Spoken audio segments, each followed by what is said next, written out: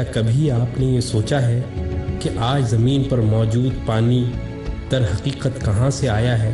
کیا یہ ہمیشہ سے زمین پر موجود تھا یا یہ کہیں اور سے نازل ہوا ہے؟ لیکن اصل حقیقت کیا ہے؟ آئیے ہم آپ کو دکھاتے ہیں۔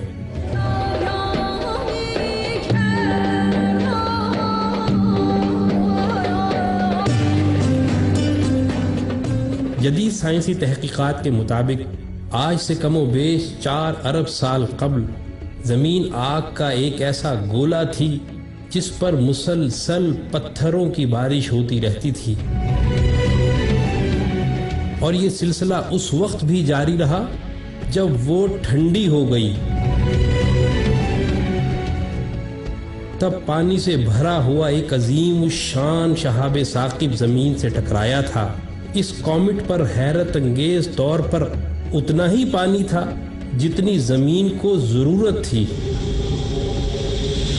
اور پھر مزید حیرت کی بات یہ کہ زمین سے اتنی ہی قوت سے ٹکرایا کہ پانی خلا میں بکھرنے کے بجائے زمین پر ٹھہر گیا۔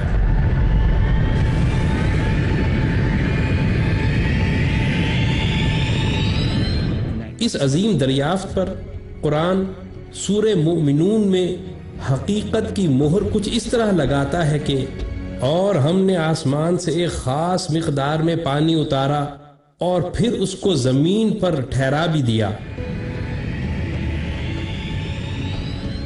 پھر ایک قدم آگے بڑھ کر سائنس اس کومٹ کی حیت پر کچھ اس طرح روشنی ڈالتی ہے کہ وہ ایسی چٹان تھی جس میں سے پانی کے فوارے پھوٹ رہے تھے، گویا نہریں نکل رہی ہوں، اور وہ ایک خاص نظام کے تحت زمین پر آ گرا۔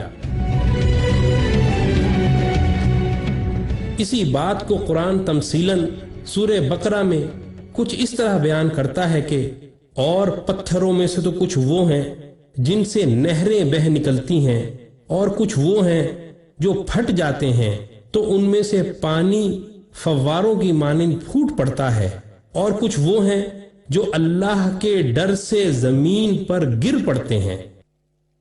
پھر سائنس ایک اور انکشاف یہ بھی کرتی ہے کہ اس کومٹ سے زمین پر منتقل ہونے والے پانی نے نہ صرف پوری زمین کو اپنی لپیٹ میں لے لیا تھا بلکہ زندگی کا آغاز بھی اسی پانی سے ہوا تھا۔